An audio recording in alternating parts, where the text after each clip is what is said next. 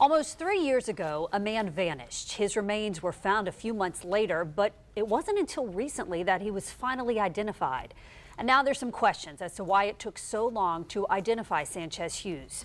Tristan Hardy's on your side tonight, and he went to find out why it can take months, even years in some cases, for investigators to get a definitive answer. On December 11th, 2020, two people fishing at a lake found clothes with a human skull and bones. The remains were found near marshes on Highway A1A in Wonderwood. It wasn't until this year authorities learned the remains were of 30-year-old Sanchez Hughes, a Jacksonville man who disappeared in August of 2020.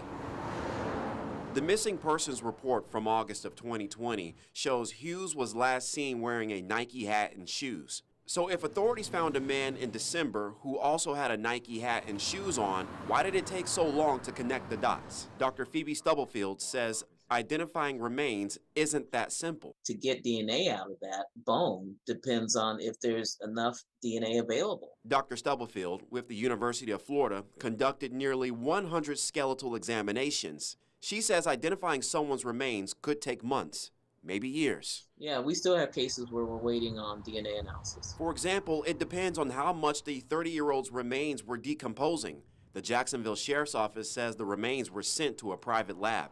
I asked JSO around 3 o'clock Tuesday why in this case the remains were confirmed 2 years later.